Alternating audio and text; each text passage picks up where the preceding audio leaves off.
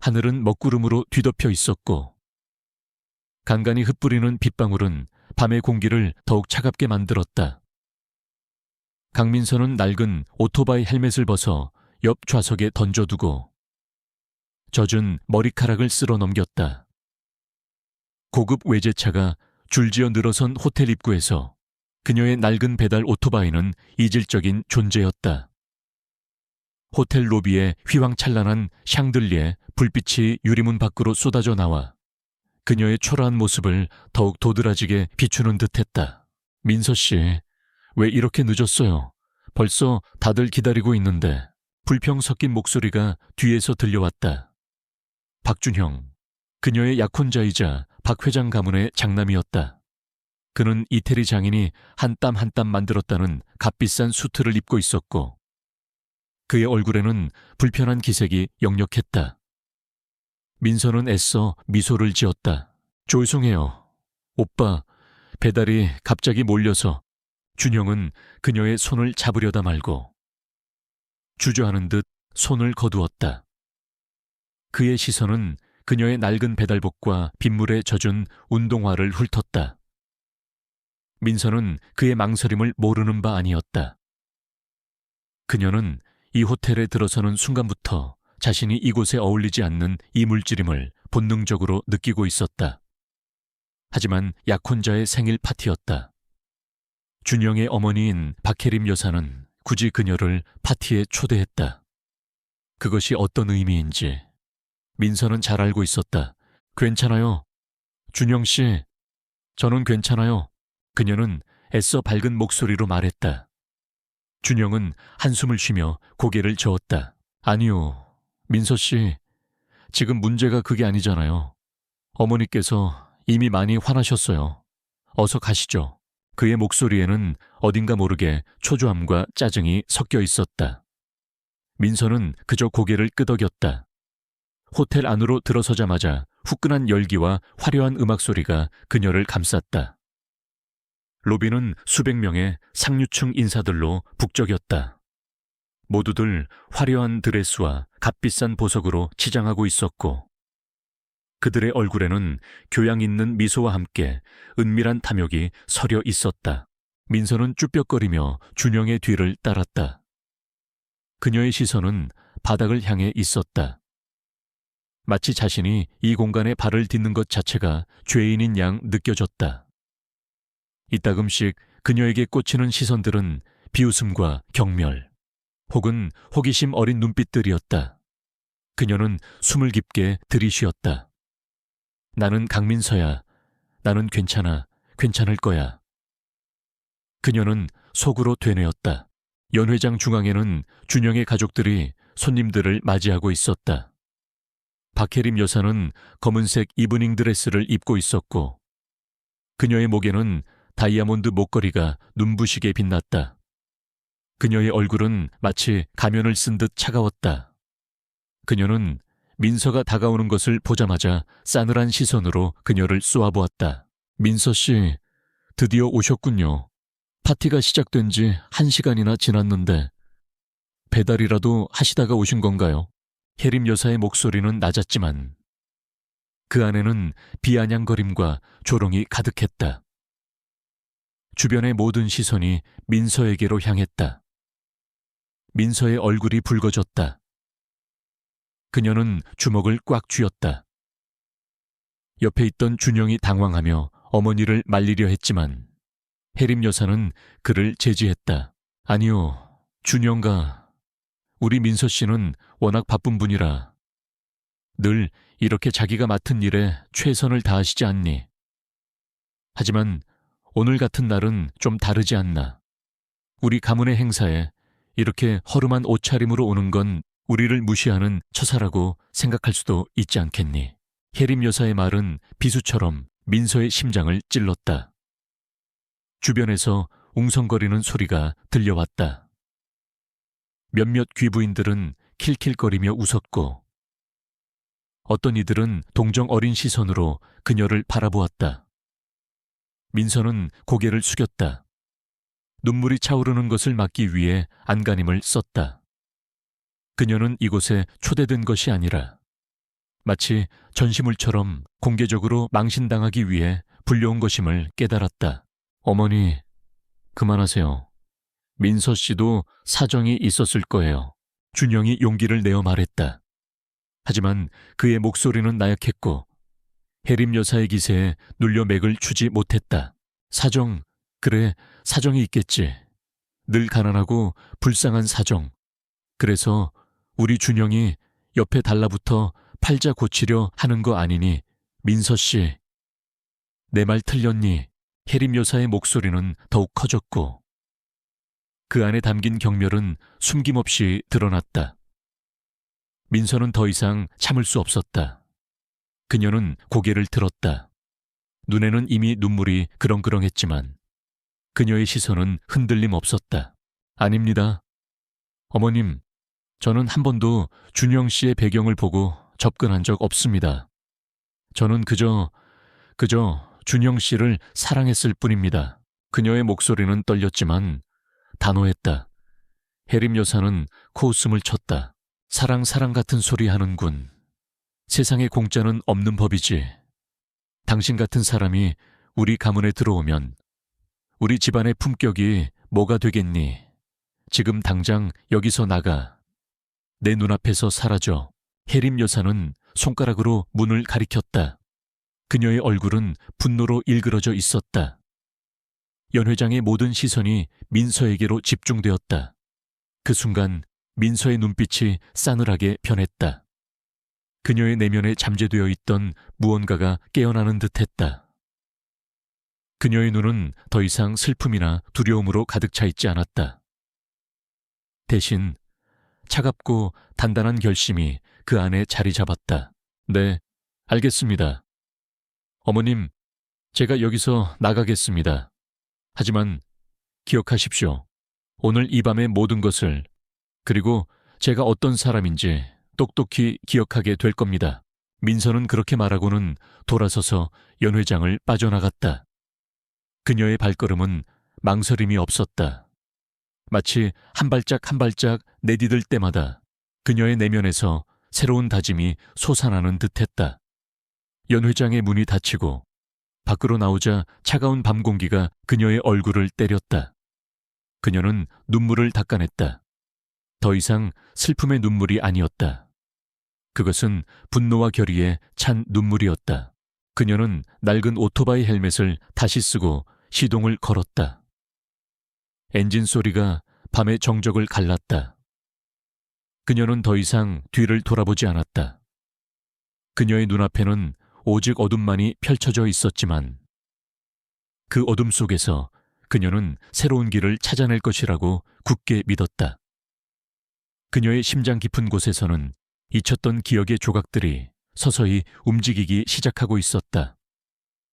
그것은 단순한 망신이 아니라 그녀의 잠재된 힘을 일깨우는 강력한 촉매제가 될 것임을 그녀 자신도 미처 알지 못했다.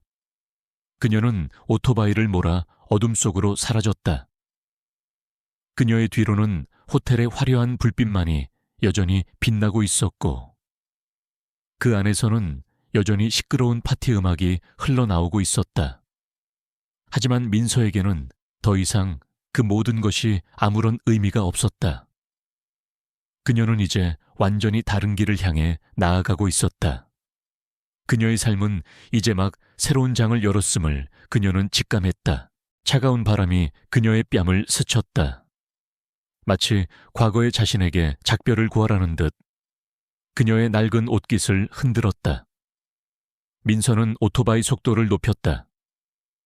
거리의 가로등 불빛이 희미하게 스쳐 지나갔다. 그녀의 눈은 앞만 향해 있었다.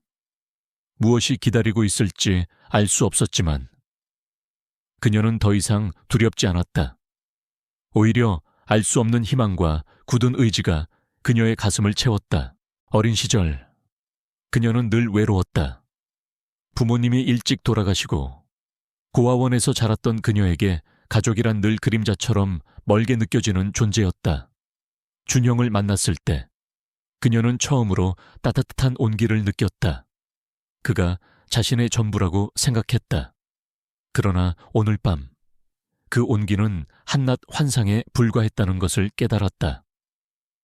박혜림 여사의 비수 같은 말들은 그녀의 마음을 갈기갈기 찢어 놓았지만 동시에 그녀 안에 잠자고 있던 무언가를 일깨웠다. 그것은 바로 자존심이자 억압되었던 본능적인 생존 욕구였다. 그녀의 뇌리에는 희미한 어린 시절의 꿈들이 스쳐 지나갔다. 아름다운 정원이 있는 큰 집, 그리고 다정하게 그녀를 안아주던 어떤 여인의 흐릿한 얼굴. 그 꿈들은 늘 그녀를 혼란스럽게 했다. 고아원에서 배운 대로 그녀는 버려진 아이였고 아무런 배경도 없는 존재였다. 하지만 오늘 밤의 모욕은 그 희미한 꿈들을 더욱 선명하게 만들었다. 마치 그녀의 잃어버린 조각들을 찾아야 한다는 무언의 메시지처럼 느껴졌다. 오토바이는 한적한 국도를 달렸다. 저 멀리 도시의 불빛이 점처럼 작아지고 있었다. 그녀는 어디로 가야 할지 몰랐지만 멈출 수는 없었다. 이대로 주저앉아 있을 수는 없었다. 그녀의 손은 무의식적으로 목에 걸린 낡은 펜던트를 만졌다. 어린 시절부터 늘 몸에 지니고 다니던 것이었다. 장미 문양이 새겨진 은색 펜던트. 그녀는 이 펜던트가 무엇을 의미하는지 알지 못했지만 늘 자신을 지켜주는 부적처럼 소중히 간직했다. 갑자기 번개가 번쩍하고 하늘을 갈랐다. 곧이어 천둥 소리가 귓전을 때렸다. 빗방울은 굵어지기 시작했고 순식간에 폭우로 변했다. 앞이 보이지 않을 정도로 비가 쏟아졌다. 민서는 오토바이 속도를 줄였지만 이미 늦었다. 빗길에 미끄러진 오토바이는 휘청거리더니 중심을 잃고 쓰러졌다. 민서는 도로 위로 고꾸라졌다. 헬멧을 썼기에 머리는 다치지 않았지만 팔과 다리가 심하게 긁히고 까지면서 통증이 밀려왔다. 큐엑. 그녀는 신음하며 몸을 일으키려 애썼다. 빗물과 흙탕물이 뒤섞여 그녀의 얼굴과 옷을 더럽혔다. 어둠 속에서 그녀의 모습은 더욱 처량해 보였다. 그녀는 쓰러진 오토바이를 일으키려 했지만 역부족이었다. 온몸의 힘이 빠져나가는 듯했다. 그 순간 그녀의 눈에 저 멀리 희미한 불빛이 들어왔다. 오래된 간판이 흔들리며 수수께끼 골동품점이라고 적힌 글자가 흐릿하게 보였다. 그녀는 마지막 남은 힘을 쥐어짜 그 불빛을 향해 비틀거리며 걸어갔다.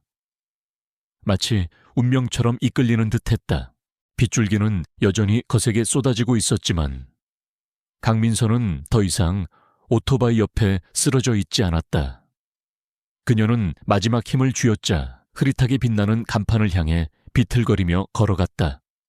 몸은 젖었고 옷은 찢어졌으며 팔다리에서는 피가 흘렀다. 하지만 그녀의 눈은 굳게 닫힌 상점 문을 향해 있었다. 마치 그곳에 그녀가 오랫동안 찾던 답이 있을 것처럼 마침내 그녀는 낡은 문 앞에 다다랐다. 나무로 된 문은 세월의 흔적을 고스란히 담고 있었다. 희미한 불빛이 새어나오는 창문 안쪽으로는 온갖 골동품들이 어지럽게 놓여있는 것이 보였다. 민서는 망설임 없이 문을 두드렸다. 몇 번의 노크에도 반응이 없자 그녀는 다시 한번 힘껏 문을 두드렸다. 잠시 후 삐걱거리는 소리와 함께 문이 천천히 열렸다. 안에서는 낡은 안경을 쓴 노인이 빼꼼히 얼굴을 내밀었다. 그는 백발이 성성했고 깊게 패인 주름이 그의 연륜을 짐작하게 했다. 그의 눈은 민서의 초라한 모습을 훑어보더니 이내 걱정스러운 빛을 띠었다. 이런, 아가씨, 밤늦게 무슨 일인가? 온몸이 엉망이 되었는데 괜찮은가? 노인의 목소리는 따뜻했고 민서는 그 따스함에 자신도 모르게 눈물이 핑 돌았다. 그녀는 고개를 끄덕였다. 내어머졌어요. 갈 곳도 없고 혹시 잠시만 몸을 피할 수 있을까요? 노인은 망설임 없이 문을 활짝 열었다. 들어오게나. 어서 들어와. 이런 날씨에 밖에 있다가는 큰일 나지. 민서는 비틀거리며 상점 안으로 들어섰다. 상점하는 바깥 세상과는 완전히 다른 분위기였다. 눅눅한 흙 냄새와 오래된 나무 냄새가 섞여 묘한 향기를 풍겼고, 낡은 가구들과 오래된 책들, 그리고 정체를 알 수 없는 골동품들이 가득했다. 마치 시간이 멈춘 듯한 공간이었다.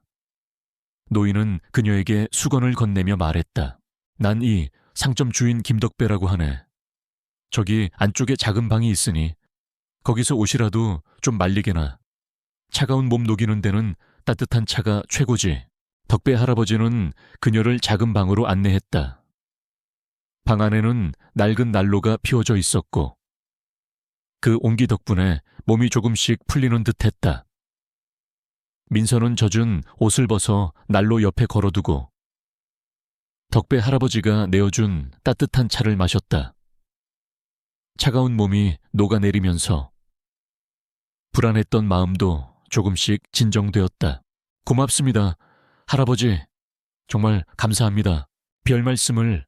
다친 데는 없나 약이라도 발라야 할 텐데. 덕배 할아버지는 민서의 상처를 살펴보더니 소독약과 연고를 꺼내 조심스럽게 발라주었다. 그의 손길은 서툴렀지만 따뜻했다. 민서는 오랜만에 느껴보는 타인의 온정에 마음이 뭉클했다. 그녀는 자신의 이름이 강민서라고 말하고 오늘 밤 있었던 일들을 간략하게 설명했다. 물론 가족에게 버림받고 모욕당했다는 부분은 숨겼지만 그녀의 목소리에는 여전히 슬픔이 묻어났다. 젊은 아가씨가 고생이 많구먼. 하지만 기억하게나 하늘은 스스로 돕는 자를 돕는 법. 아무리 어두운 밤이라도 별은 뜨는 법이지. 덕배 할아버지는 알 수 없는 말을 툭 던졌다. 그의 눈빛은 꿰뚫어 보는 듯했다. 민서는 그저 고개를 숙였다. 잠시 침묵이 흘렀다. 덕배 할아버지는 그녀에게 잠자리를 내어주며 말했다. 여기서 하룻밤 묵어가게나. 내일 아침에 해 뜨면 다시 생각해보자고. 민서는 고맙다는 말과 함께 작은 방으로 들어갔다. 피곤했지만 잠이 오지 않았다. 그녀는 골동품 가게 안을 천천히 둘러보았다. 희미한 램프 불빛 아래 먼지가 쌓인 물건들이 말없이 놓여 있었다. 그녀의 시선은 한 진열대 위에 놓인 낡은 오르골에 닿았다. 오르골은 세월의 흔적을 고스란히 담고 있었지만 그 안에 새겨진 섬세한 문양은 여전히 아름다웠다. 그녀는 무의식적으로 오르골을 집어들었다. 그리고 태엽을 감았다. 맑고 청가한 멜로디가 상점 안에 울려 퍼졌다.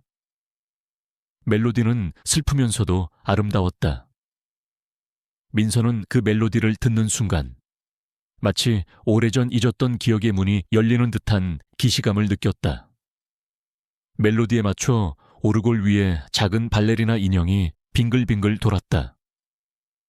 그녀는 오르골을 든 채 멍하니 서 있었다. 그 멜로디는 그녀의 마음속 깊은 곳을 울렸다. 그때 그녀의 눈에 오르골 옆에 놓인 또 다른 물건이 들어왔다. 그것은 장미 문양이 새겨진 낡은 면으로 된 주머니였다. 그녀는 주머니를 열었다.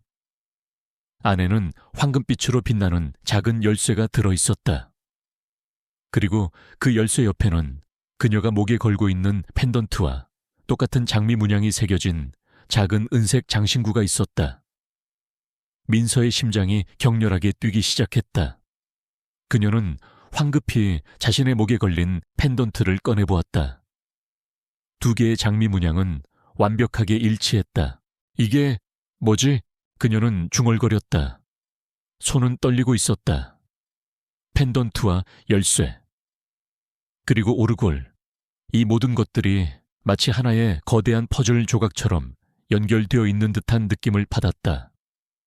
그때 덕배 할아버지가 방 안으로 들어왔다. 아가씨, 잠이 안 오는가 보군. 아, 그 오르골은 우리 가게에서 가장 오래된 물건 중 하나이지. 아주 희귀한 물건이라네. 그리고 그 옆에 있는 주머니는 덕배 할아버지는 민서의 손에 들린 펜던트와 주머니 속 장신구를 보더니 그의 눈빛이 흔들렸다. 그는 놀란 표정으로 민서를 바라보았다. 이것은 아가씨가 가지고 있던 펜던트인가? 이 장미 문양은 설마... 그는 말을 잇지 못했다. 민서는 조심스럽게 물었다. 할아버지, 이 장미 문양이 뭔지 아세요? 저는 어릴 때부터 이걸 가지고 있었는데.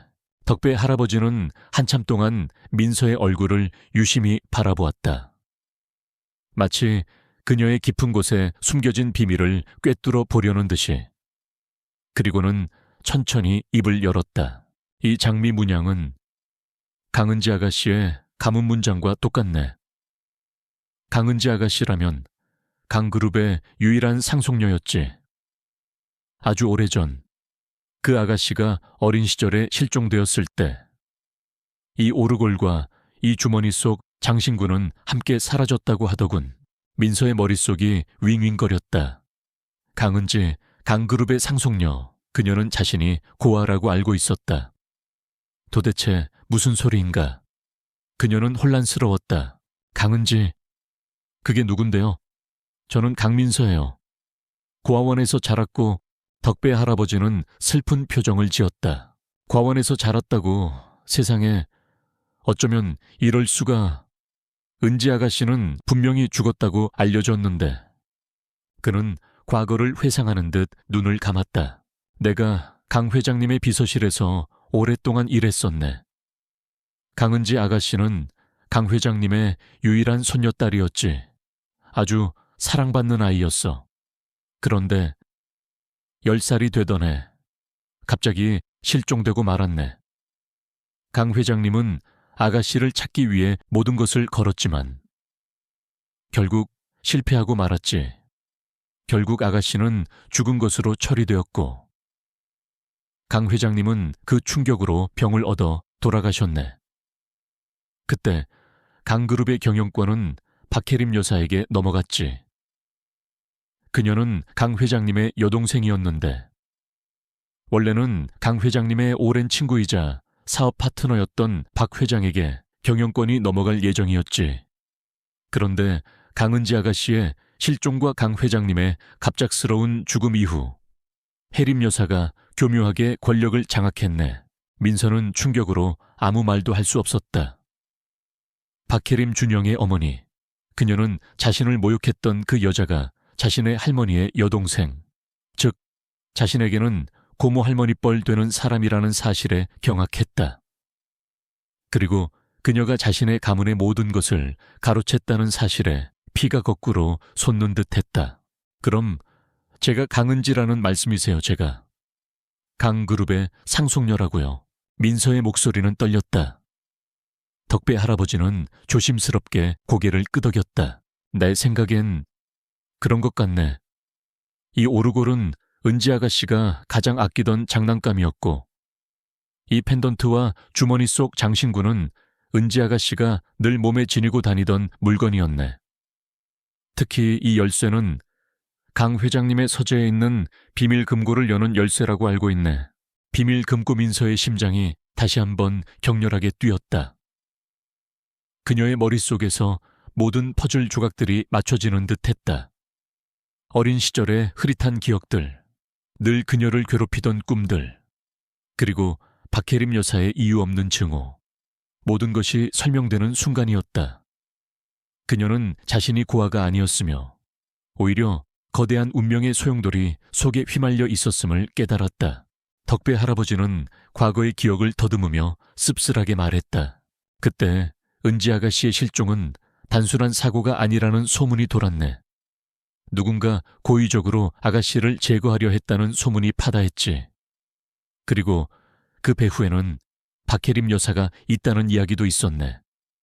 하지만 아무도 증거를 찾을 수 없었지. 민서는 눈을 질끈 감았다. 박혜림. 그녀는 자신을 고의적으로 외면하고 자신의 삶을 파괴하려 했던 장본인이었다. 분노가 그녀의 온몸을 휘감았다. 하지만 그 분노 속에는 새로운 결심이 싹트고 있었다. 그녀는 더 이상 강민서가 아니었다. 그녀는 강은지였다. 잃어버린 자신의 모든 것을 되찾아야 할 강은지. 할아버지, 제가 강은지라는 것을 확실하게 알 수 있는 방법이 있을까요?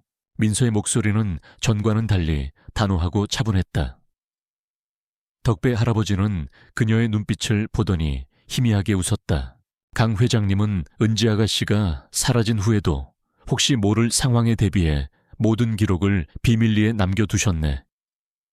특히 은지 아가씨의 모든 기록과 가족의 비밀이 담긴 문서들이 강그룹 본사 내에 있는 특별한 장소에 보관되어 있을 걸세.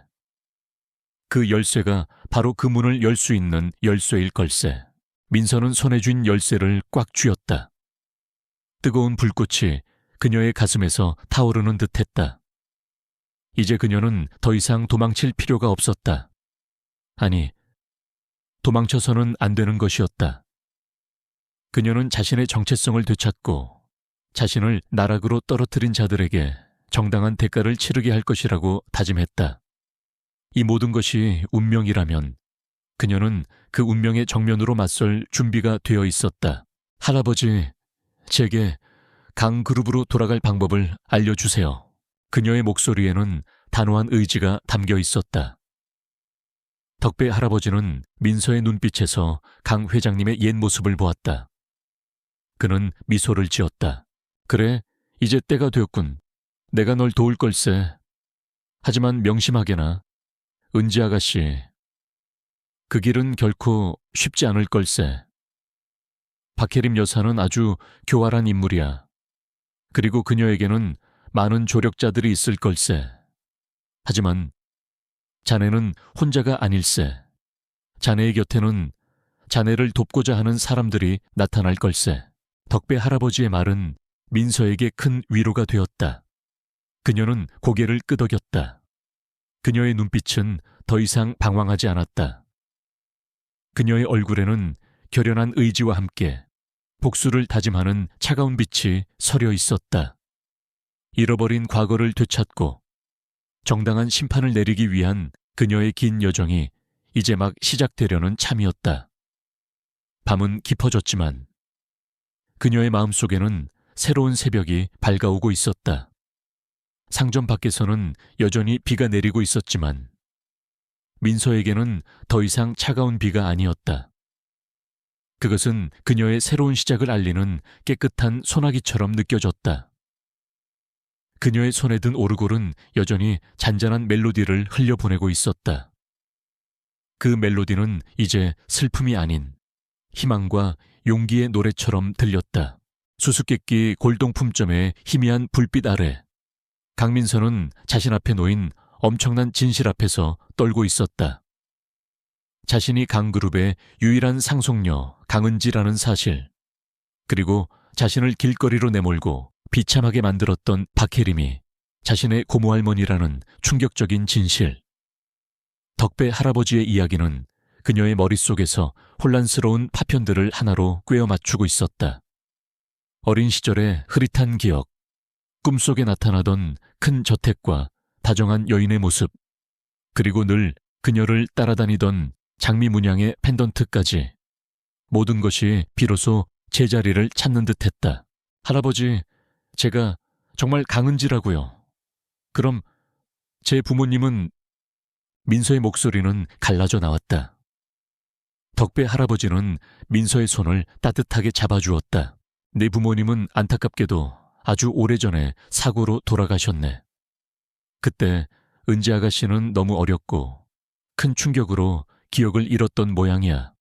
아마 박혜림 여사가 그 틈을 타서 너를 고아원에 보냈을 게다. 모든 증거를 없애고 자신이 강그룹의 주인이 되기 위해서 말이야. 민서의 눈에서는 뜨거운 눈물이 흘러내렸다. 그것은 슬픔의 눈물이기도 했지만 동시에 그동안 겪었던 모든 고통과 억울함에 대한 분노의 눈물이기도 했다. 그녀는 자신이 얼마나 기만당하고 착취당했는지 깨달았다. 박혜림은 단순히 그녀를 싫어했던 것이 아니라 철저히 그녀의 존재를 지우고 자신의 욕망을 채우려 했던 것이다. 박혜림, 제가 반드시... 민서는 이를 악물었다. 덕배 할아버지는 민서의 굳은 결심을 알아차린 듯 고개를 끄덕였다. 그래, 분노는 당연한 감정이지. 하지만 복수는 차갑게 이루어져야 하네. 강 회장님께서는 혹시 모를 사태에 대비해 모든 것을 기록으로 남기셨지. 그 기록들은 강그룹 본사 지하 깊숙한 곳에 있는 비밀 금고에 보관되어 있을 걸세. 자네가 가지고 있는 그 열쇠가 바로 그 금고를 열 수 있는 유일한 열쇠일세. 덕배 할아버지는 탁자 위에 놓인 낡은 지도를 펼쳤다. 지도는 강그룹 본사의 설계도면 같았다. 그는 펜으로 특정 위치를 가리키며 설명했다. 이곳은 강그룹 본사의 가장 오래된 건물 지하에 있는 비상 통로이자 비밀 금고로 통하는 길일세. 이곳은 강 회장님만이 아시던 곳이었지. 나는 예전에 회장님의 지시로 이곳의 설계도를 보관하고 있었네. 민서는 지도를 응시했다. 복잡한 통로들과 보안 시스템이 표시되어 있었다. 그녀는 한숨을 쉬었다. 오랜 시간 동안 고아원에서 자라며 평범한 삶을 살았던 그녀에게 거대한 기업의 비밀 금고를 찾아가는 일은 마치 영화 속 이야기처럼 비현실적으로 느껴졌다. 하지만 그녀는 망설이지 않았다. 이것이 자신의 정체성을 되찾고 할아버지의 명예를 회복하며 자신을 모욕한 자들에게 정당한 대가를 치르게 할 유일한 방법임을 알았다. 제가 어떻게 들어가야 할까요? 강그룹은 외부인 출입이 엄격히 통제되어 있지. 하지만 자네는 더 이상 외부인이 아니야. 자네는 강은지, 강그룹의 정당한 상속녀이니 우선 자네가 강은지라는 것을 증명할 수 있는 결정적인 증거를 찾아야 할 걸세. 할아버지가 남긴 유산, 그리고 자네의 실종과 관련된 진실이 모두 그곳에 있을 걸세. 덕배 할아버지는 민서에게 강 회장이 남긴 몇 가지 단서와 암호에 대해 설명해 주었다. 그것들은 강 회장이 박혜림의 감시를 피해 비밀리에 남겨둔 메시지들이었다. 민서는 할아버지의 설명을 주의 깊게 들으며 모든 것을 머릿속에 새겼다. 그녀는 자신이 생각했던 것보다 훨씬 더 큰 음모의 희생양이었음을 깨달았다. 다음 날 아침 비는 그쳤고 아침 햇살이 골동품점 안으로 쏟아져 들어왔다. 민서는 덕배 할아버지에게 깊이 감사하며 작별 인사를 했다. 그녀는 이제 더 이상 어제의 강민서가 아니었다. 그녀의 눈빛은 결의에 차 있었고 그녀의 발걸음은 힘찼다. 그녀의 품속에는 할아버지의 지도와 비밀 금고의 열쇠가 소중히 들려 있었다. 할아버지, 제가 꼭 돌아올게요. 그리고 강그룹을 바로 세울 거예요. 민서는 진심으로 고마움을 전했다. 덕배 할아버지는 따뜻하게 웃으며 그녀의 어깨를 두드려 주었다. 그래, 믿고 있네. 강 회장님의 피가 흐르는 자네라면 능히 해낼 걸세. 그리고 조심하게나 박혜림은 만만치 않은 상대니까. 그녀는 자네의 존재를 알게 되는 순간 무슨 짓이든 할 걸세. 민서는 고개를 끄덕였다. 그녀는 이제 자신이 홀로 이 싸움을 감당해야 한다는 것을 깨달았다. 하지만 그녀는 더 이상 외롭지 않았다. 덕배 할아버지라는 든든한 조력자가 생겼고 자신의 정체성을 찾았다는 사실 자체가 그녀에게는 가장 큰 힘이 되었다. 그녀는 덕배 할아버지의 배웅을 받으며 골동품점을 나섰다. 밖으로 나오자 상쾌한 아침 공기가 그녀를 맞았다. 멀리서 도시의 소음이 들려왔다. 그녀는 자신의 낡은 오토바이가 어젯밤 사고로 완전히 망가진 것을 확인하고 한숨을 쉬었다. 이제 도시로 돌아가려면 새로운 이동수단이 필요했다. 그녀는 주머니를 뒤져 남은 돈을 확인했다. 많지 않은 돈이었다. 그때 저 멀리서 한 마리의 유기견이 그녀에게 다가왔다. 녀석은 털이 엉망이었고 한쪽 다리를 절고 있었다. 민서는 녀석의 눈빛에서 자신과 같은 외로움을 보았다. 그녀는 쭈그리고 앉아 녀석에게 손을 내밀었다. 안녕, 너도 갈 곳이 없구나. 걔는 민서의 손을 킁킁거리더니 이내 그녀의 손에 얼굴을 비볐다. 민서는 주머니에 있던 마지막 남은 간식 하나를 꺼내 녀석에게 주었다. 걔는 허겁지겁 간식을 먹었다. 민서는 녀석의 다친 다리를 살폈다. 심하게 다친 것은 아니었지만 치료가 필요해 보였다. 이런, 아프겠다. 내가 도와줄게. 민서는 개를 안아들고 근처 동물병원을 수소문했다. 다행히 근처에 작은 동물병원이 있었다. 그녀는 남은 돈을 털어 녀석의 치료비를 지불했다. 의사는 그녀에게 개의 주인이 되어달라고 권했지만 민서는 그럴 형편이 되지 않았다. 하지만 그녀는 녀석을 외면할 수 없었다. 이름이 뭐니? 앞다리를 다쳤으니 뭉치라고 부를까? 걔는 민서의 품에 안겨 그녀의 얼굴을 핥았다. 녀석은 민서를 졸졸 따라다니기 시작했다.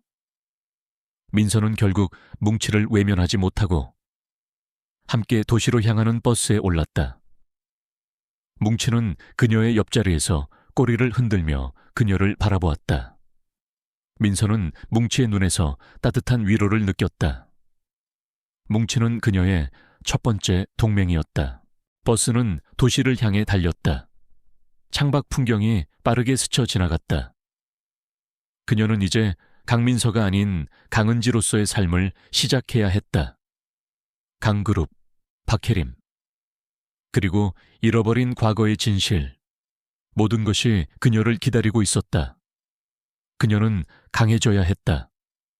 강 회장님의 손녀딸로서 모든 것을 제자리로 돌려놓을 수 있는 강인한 여성으로. 그녀의 마음속에는 분노와 함께 새로운 희망이 피어오르고 있었다. 그녀는 이제 더 이상 나약한 존재가 아니었다. 그녀는 복수의 칼날을 갈고 있었다.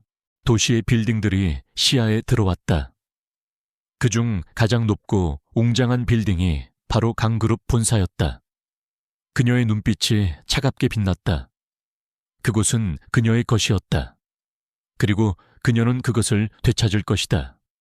뭉치는 그녀의 품에 안겨 마치 그녀의 결심을 아는 듯 조용히 그녀를 지켜보고 있었다. 그 작은 생명체가 그녀에게는 큰 위로이자 힘이 되었다. 그녀는 주먹을 꽉 쥐었다. 이제 시작이었다. 그녀의 길은 험난하겠지만 그녀는 결코 포기하지 않을 것이다. 잃어버린 자신의 모든 것을 되찾고 자신을 나락으로 떨어뜨린 자들에게 정의를 구현할 때까지. 버스가 도심에 도착했고 민서는 뭉치와 함께 버스에서 내렸다. 주변에는 높은 빌딩들과 바쁘게 움직이는 사람들로 가득했다. 그녀의 낡은 옷차림과 뭉치의 모습은 도시의 화려함 속에서 더욱 대비되었다. 하지만 민서는 더 이상 자신의 모습에 주눅들지 않았다. 그녀는 이제 자신의 정체성을 알고 있었다. 그녀의 눈빛은 흔들림 없었다. 그녀는 먼저 자신의 모습부터 바꿔야겠다고 생각했다. 덕배 할아버지가 준 강 회장님의 유품 중에는 비상금과 오래된 통장이 있었다. 그녀는 은행에 가서 통장의 잔액을 확인했다. 예상보다 훨씬 많은 돈이 들어 있었다. 강 회장님이 그녀를 위해 남겨둔 것이 분명했다. 이 돈은 그녀의 재기를 위한 발판이 될 것이었다. 민서는 가장 먼저 옷가게로 향했다. 그녀는 더 이상 배달복을 입은 초라한 여성이 아니었다. 그녀는 깔끔하고 세련된 정장과 신발을 샀다. 미용실에 가서 머리 스타일도 바꾸었다. 거울 속에 비친 자신의 모습은 전과는 완전히 달랐다. 차분하면서도 강인한 인상이 그녀의 얼굴에 서려 있었다. 이제 그녀는 강민서가 아닌 강은지의 모습으로 세상에 나설 준비가 된 것이다. 뭉치는 그녀의 변신을 지켜보며 꼬리를 흔들었다. 어때? 뭉치 좀 달라졌어. 뭉치는 멍멍 짖으며 그녀의 옷자락을 물고 늘어졌다. 마치 잘 어울린다고 칭찬하는 듯 했다. 민서는 뭉치의 머리를 쓰다듬었다. 그녀는 이제 강그룹으로 향하는 첫걸음을 내디딜 준비가 되었다. 강은지. 이제 그녀는 더 이상 낡은 배달복을 입은 강민서가 아니었다. 고급스러운 디자이너 수트와 단정한 헤어스타일. 그리고 자신감 넘치는 눈빛을 가진 그녀는 강그룹 본사 앞에 섰다. 뭉치는 그녀의 발치에 앉아 마치 그녀의 새로운 시작을 응원하는 듯 꼬리를 흔들었다.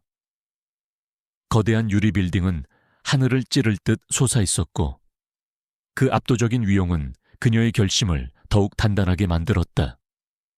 그녀는 숨을 깊게 들이쉬었다. 이곳은 그녀의 할아버지 강대호 회장이 피땀 흘려 일군 제국이었고 이제 그녀가 그 제국의 정당한 주인이 되어야 했다. 자, 뭉치, 이제부터가 진짜 시작이야. 그녀는 뭉치의 머리를 쓰다듬으며 빌딩 안으로 발걸음을 옮겼다. 로비는 대리석과 금속으로 번쩍였고 분주하게 움직이는 직원들로 가득했다. 민서는 미리 준비한 서류를 들고 안내 데스크로 향했다. 강은지입니다. 오늘부터 강그룹 기획실 특별 고문으로 부임하게 되었습니다. 그녀의 목소리는 차분했지만 단호했다. 안내 데스크 직원은 그녀의 이름을 듣자마자 당황한 표정을 지었다. 강은지라는 이름은 강그룹 내에서 금기시된 이름이었다. 죽은 줄로만 알았던 강 회장의 손녀. 직원은 황급히 상세에게 연락을 취했다. 몇 분 후 긴장한 표정의 중년 남성이 다가왔다. 그는 강그룹 인사팀장이었다.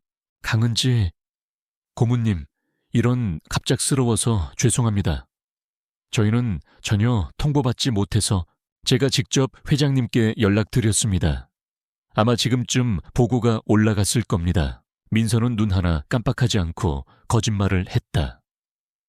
물론 그녀가 박혜림에게 직접 연락했을 리 없었다. 하지만 이 정도 배짱은 있어야 했다. 그녀의 말을 들은 인사팀장은 더욱 당황했지만 상속녀라는 이름의 무게감 때문인지 더 이상 반박하지 못했다. 그는 억지로 미소를 지으며 민서를 기획실로 안내했다. 뭉치는 민서의 뒤를 조용히 따랐다. 기획실은 강그룹의 심장부와 같은 곳이었다. 이곳에서 모든 중요한 프로젝트와 기업 전략이 수립되었다. 민서는 배정된 사무실로 향했다. 그녀의 사무실은 넓고 깔끔했으며 통유리창 너머로 도시의 정형이 한눈에 들어왔다. 그녀는 자리에 앉아 노트북을 열었다. 그녀의 손에는 덕배 할아버지가 준 비밀금고 열쇠가 들려 있었다. 강 회장의 서재에 대한 단서도 머릿속에 있었다. 하지만 당장 금고로 향하는 것은 위험했다. 그녀는 먼저 강그룹의 내부 상황을 파악해야 했다. 그녀는 박혜림의 비서실에 전화를 걸었다. 안녕하세요. 강은지 고문입니다. 박혜림 회장님께 지금 당장 기획실로 와달라고 전해주십시오. 드릴 말씀이 있습니다. 전화를 받은 비서는 당황한 듯 잠시 머뭇거렸지만 민서의 단호한 목소리에 결국 고개를 숙였다. 몇 분 후 박혜림 여사가 비서와 함께 기획실로 들어섰다.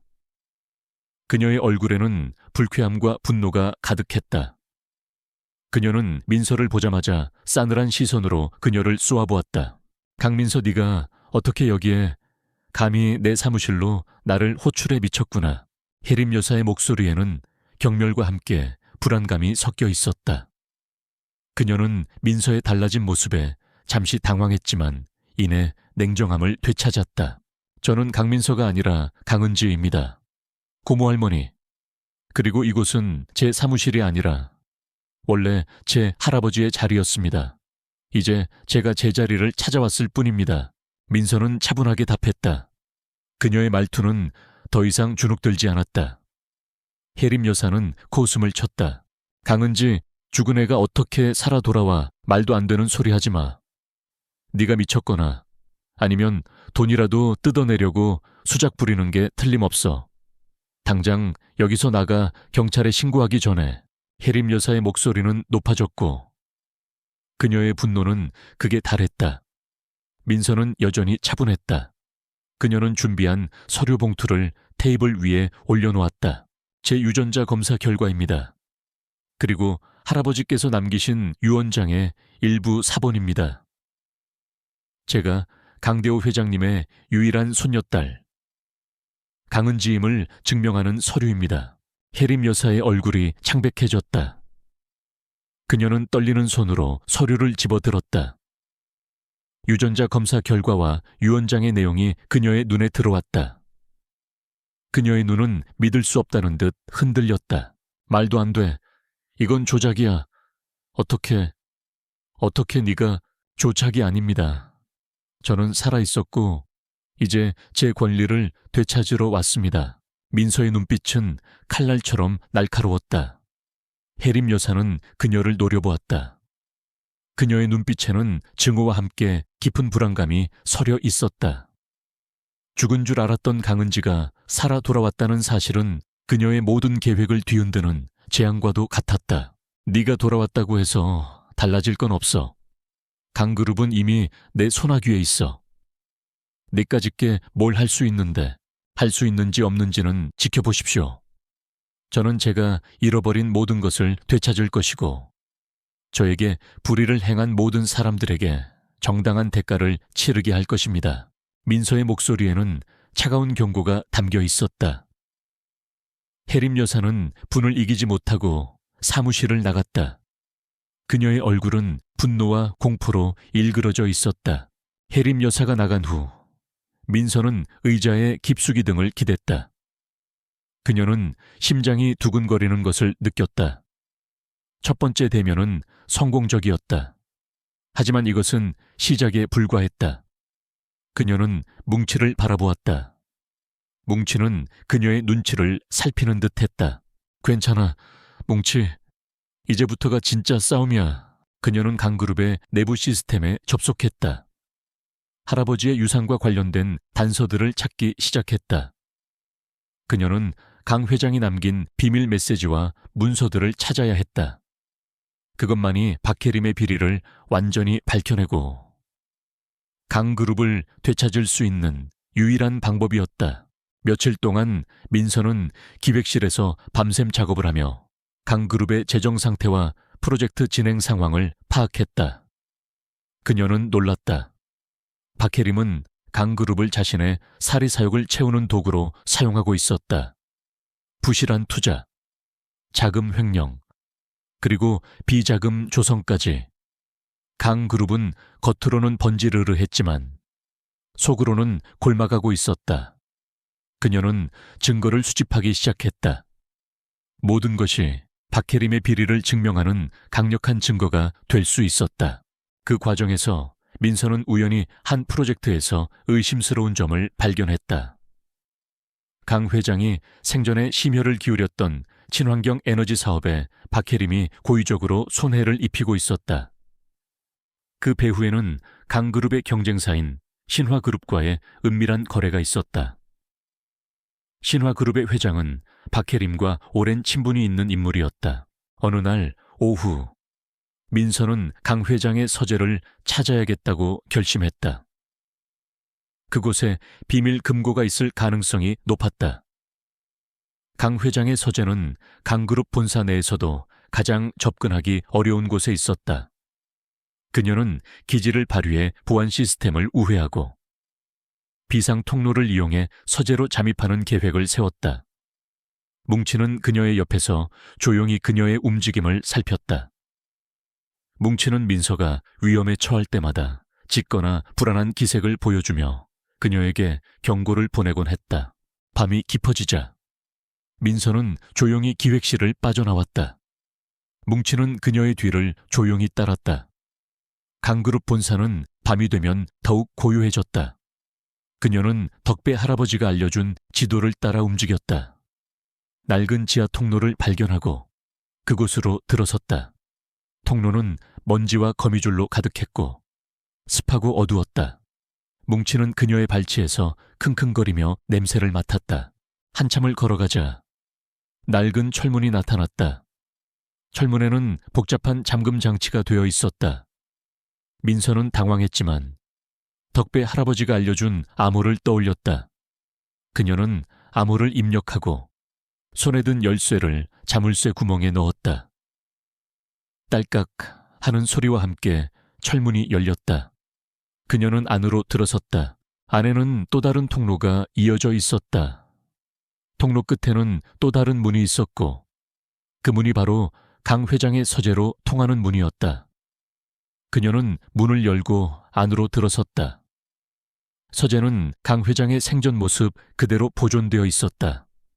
낡은 책들과 오래된 가구들, 그리고 한쪽 벽면을 가득 채운 책장들.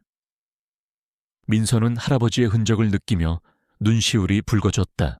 그녀는 덕배 할아버지가 말했던 비밀 금고를 찾기 시작했다. 그녀는 책장 뒤를 살피고 그림 액자를 움직여 보기도 했다. 뭉치는 서재 안을 이리저리 돌아다니더니 한쪽 벽면 앞에서 킁킁거리며 짖기 시작했다. 뭉치, 왜 그래? 여기 뭐가 있어? 민서는 뭉치가 짖는 곳으로 다가갔다. 그곳에는 낡은 지구본이 놓여 있었고 지구본 뒤의 벽면에는 미세한 틈이 보였다. 민서는 지구본을 움직여 틈을 확인했다. 숨겨진 공간이 분명했다. 그녀는 조심스럽게 벽면을 밀었다. 삐걱거리는 소리와 함께 벽면이 안쪽으로 밀려 들어갔다. 그 안에는 작은 금고가 숨겨져 있었다. 금고는 최첨단 보안 장치로 잠겨 있었다. 민서는 당황했지만 그녀의 눈에 금고 옆에 놓인 작은 패드가 들어왔다. 패드에는 지문인식 장치와 함께 숫자를 입력하는 키패드가 있었다. 그녀는 자신의 지문을 인식시켜 보았다. 삑 하는 소리와 함께 초록색 불이 들어왔다. 할아버지의 지문 정보가 그녀의 유전자에 새겨져 있는 것이 분명했다. 민서는 금고문을 열었다. 안에는 여러 개의 서류 뭉치와 낡은 일기장, 그리고 작은 나무 상자가 들어있었다. 민서는 떨리는 손으로 서류들을 꺼냈다. 서류들에는 강그룹의 실제 재정 상태, 박혜림의 비자금 내역, 그리고 그녀가 강은지를 제거하려 했던 증거들이 담겨 있었다. 마지막으로 낡은 일기장을 펼치자 강 회장의 친필로 쓰인 글씨가 나타났다. 날 사랑하는 손녀 은지에게 만약 네가 이 글을 읽고 있다면 네가 살아남았다는 증거일 것이다. 이 모든 것은 박혜림의 탐욕 때문이었다. 그녀는 너를 제거하고 강그룹을 손에 넣으려 했다. 나는 이 모든 진실을 이곳에 남긴다. 너는 강그룹의 정당한 상속녀이며 모든 것을 되찾을 권리가 있다. 부디 강하고 현명하게 맞서라. 너는 혼자가 아니다. 민서는 일기장을 든 채 주저앉았다. 눈물이 멈추지 않았다. 할아버지의 사랑과 희생이 담긴 글씨 앞에서 그녀는 오랫동안 울었다. 그녀는 이제 모든 것을 알았다. 그리고 이 모든 진실을 밝혀내야 할 책임이 자신에게 있음을 깨달았다. 뭉치는 그녀의 옆에 다가와 그녀의 손을 핥았다. 민서는 뭉치를 끌어안았다. 그녀는 더 이상 외롭지 않았다. 고마워, 뭉치. 이제 모든 것을 되돌릴 시간이야. 그녀는 금고 안의 모든 서류와 일기장을 조심스럽게 가방에 넣었다. 이것들은 박혜림을 무너뜨릴 결정적인 증거가 될 것이었다. 그녀는 서재를 빠져나와 다시 어두운 지하 통로를 지나 본사 밖으로 나왔다. 새벽 공기가 차갑게 느껴졌지만 그녀의 마음속에는 뜨거운 불꽃이 타오르고 있었다. 그녀는 이제 강그룹의 진정한 주인이 될 준비가 되었다. 그리고 박혜림에게 복수할 준비도. 강은지는 할아버지의 서재에서 발견한 서류들을 분석하는 데 몰두했다. 서류들은 강 회장이 박혜림의 비리를 얼마나 철저하게 기록해 두었는지 보여주었다. 박혜림은 강그룹의 자산을 빼돌려 개인적인 투기에 사용했으며 경쟁사인 신화그룹과 은밀한 계약을 맺어 강그룹의 핵심 기술을 유출하려 했다. 특히 강 회장이 심혈을 기울였던 친환경 에너지 사업에 고의적으로 손해를 입힌 정황은 민서의 분노를 더욱 키웠다. 이 모든 것이 자신의 정당한 유산을 가로채기 위한 치밀한 계획의 일부였다. 뭉치는 민서의 사무실 한쪽에서 조용히 잠들어 있었다. 녀석은 민서가 집중할 때는 절대 방해하지 않았다. 민서는 뭉치의 존재 자체가 자신에게 큰 위로가 됨을 느꼈다. 어쩌면 이 모든 고통 속에서 뭉치는 자신에게 주어진 운명적인 선물일지도 모른다고 생각했다. 민서는 모든 증거를 정리하고 박혜림을 무너뜨릴 전략을 세우기 시작했다. 그녀는 단순히 박혜림을 해임하는 것을 넘어 그녀의 모든 비리를 세상에 폭로하고 법의 심판을 받게 할 생각이었다. 강그룹을 바로 세우는 것은 물론 정의를 실현하는 것이 그녀의 목표였다. 고모 할머니, 당신의 탐욕이 강그룹을 어떻게 망가뜨렸는지 제가 직접 보여드릴게요. 그녀는 노트북 화면을 응시하며 차갑게 중얼거렸다. 그녀의 계획은 치밀했다. 첫 번째 단계는 박혜림의 주요 동맹들을 약화시키는 것이었다. 그녀는 강그룹 이사회에 주요 인사들과 박혜림에게 매수된 임원들의 약점을 찾아내기 시작했다. 강 회장의 서류에는 그들의 은밀한 거래 내역까지 상세히 기록되어 있었다. 민서는 이 정보를 이용해 그들에게 압박을 가했다. 익명의 제보 형식을 빌려 그들의 비리를 내부 감사팀에 흘렸고 이로 인해 강그룹 내부에 작은 소요가 일기 시작했다. 박혜림은 자신의 주변에서 균열이 생기는 것을 느끼고 불안해하기 시작했다. 그녀는 민서의 존재가 자신의 권력을 위협하고 있음을 직감했다. 강은지, 그 계집애가 돌아오더니 모든 게 엉망진창이야. 도대체 뭘 꾸미고 있는 거지? 혜림 여사는 비서실에 앉아 초조하게 손톱을 물어뜯었다. 그녀는 민서를 주시하기 시작했고 그녀의 일거수일투족을 감시하려 했다. 어느 날 민서는 중요한 회의를 소집했다. 강그룹의 신사업 프로젝트에 대한 발표 자리였다. 박혜림은 물론 주요 이사들과 임원들이 모두 참석했다. 민서는 자신이 직접 프로젝트를 발표하겠다고 나섰다. 그녀의 발표는 강그룹의 미래 비전을 제시하는 혁신적인 내용으로 가득했다. 친환경 에너지 사업을 다시 활성화하고 사회적 책임을 다하는 기업으로 거듭나겠다는 포부였다. 발표 도중 민서는 박혜림이 기존에 추진하던 사업 모델의 문제점들을 지적하기 시작했다. 그녀는 객관적인 데이터를 제시하며 박혜림의 결정이 강그룹에 막대한 손실을 입혔음을 폭로했다. 박혜림의 얼굴은 붉게 달아올랐다. 강은지 고문, 지금 저를 비난하려는 겁니까? 제가 추진하던 사업은 강그룹의 성장을 위한 것이었습니다. 혜림 여사는 분노의 찬 목소리로 외쳤다. 민서는 냉정하게 답했다. 성장을 위한 것이었습니까? 아니면 고모 할머니의 사리사욕을 위한 것이었습니까? 저는 객관적인 데이터를 바탕으로 말씀드리는 것뿐입니다. 강그룹의 손실이 얼마나 막대한지 이 자리에 계신 모든 이사님들이 알고 계실 겁니다. 민서의 말에 이사들은 웅성거리기 시작했다. 그들은 이미 민서가 흘린 정보들로 인해 박혜림의 비리에 대해 어렴풋이 짐작하고 있었다. 민서는 다음 슬라이드를 넘겼다. 그곳에는 박혜림이 신화그룹과 맺은 비밀 계약서의 일부 사본과 자금 횡령 내역이 명확하게 드러나 있었다. 이것은 박혜림 회장님께서 강그룹의 핵심 기술을 신화그룹에 유출하고 그 대가로 막대한 비자금을 조성한 증거입니다. 이로 인해 강그룹은 수백억 원의 손실을 입었습니다. 이것이 과연 강그룹의 성장을 위한 결정이었습니까? 민서의 폭로의 회의장은 순식간에 술렁거렸다.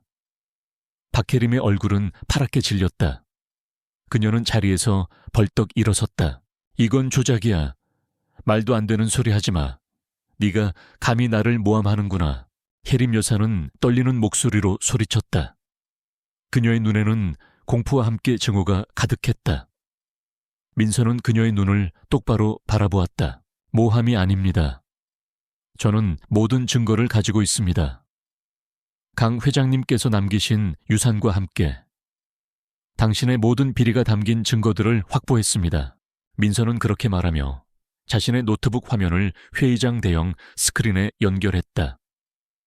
스크린에는 강 회장의 서재에서 발견했던 강 회장의 자필 일기장의 일부와 비자금 내역서, 그리고 박혜림이 신화그룹 회장과 은밀히 만나는 모습이 담긴 사진들이 나타났다. 그 사진들은 뭉치가 강그룹 본사를 드나들며 우연히 찍은 것이었다. 뭉치는 민서가 카메라 기능을 설정해 둔 작은 목걸이 형태의 카메라를 착용하고 있었다. 뭉치는 영리하게도 민서가 위험에 처하거나 중요한 순간이라고 판단될 때마다 움직이며 주변을 촬영했다. 이 작은 증거들이 결정적인 순간에 큰 힘을 발휘했다. 혜림 여사는 스크린에 나타난 증거들을 보더니 휘청거렸다. 그녀는 더 이상 아무 말도 할 수 없었다. 회의장 안은 충격과 경악으로 가득 찼다. 이사들과 임원들은 웅성거렸다. 그들은 박혜림이 오랫동안 저질러온 비리에 대해 눈치채고 있었지만 이렇게 명확한 증거가 공개될 줄은 몰랐다. 그때 회의장 문이 열리고 박준형이 들어섰다. 그는 민서의 폭로를 듣고 충격을 받은 듯한 표정이었다. 그는 민서의 달라진 모습과 강인한 눈빛을 보며 혼란스러워했다. 민서, 이게 다 무슨 소리야?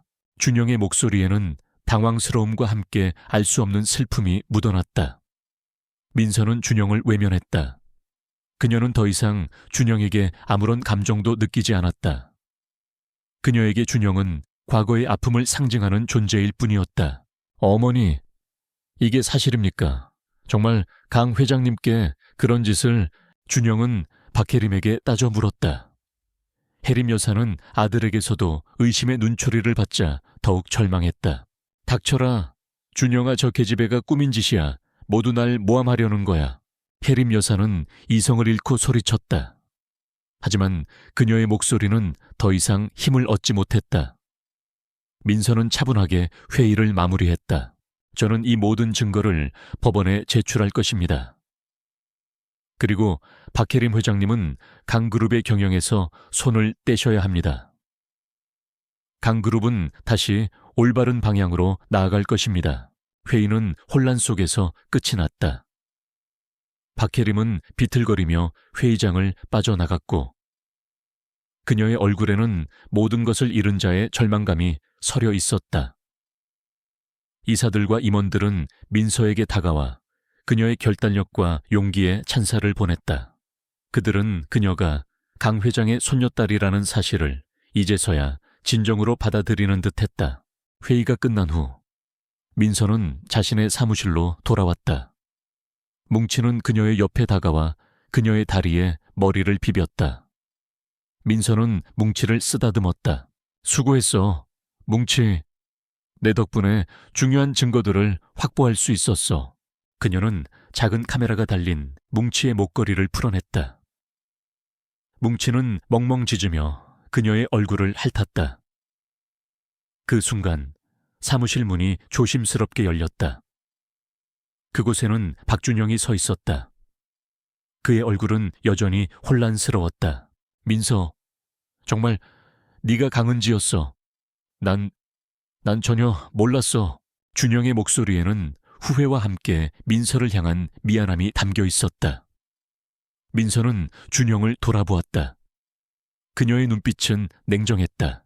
당신이 알든 모르든 이제 아무 의미 없습니다. 당신은 당신 어머니의 탐욕을 방관했고 저를 비참하게 만들었던 장본인 중 한 명이니까요. 아니야, 나는 정말 몰랐어. 어머니가 그렇게까지 할 줄은.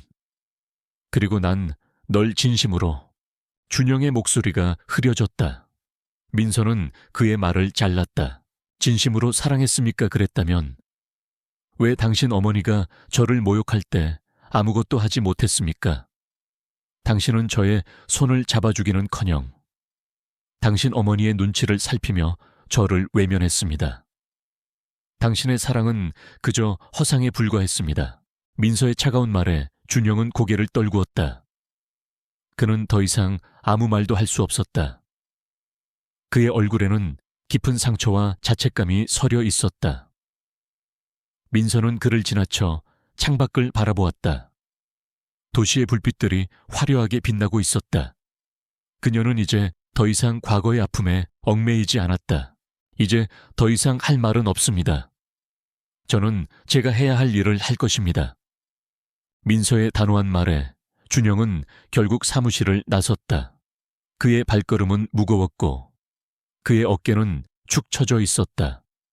민서는 홀로 남겨진 사무실에서 다시 노트북을 열었다.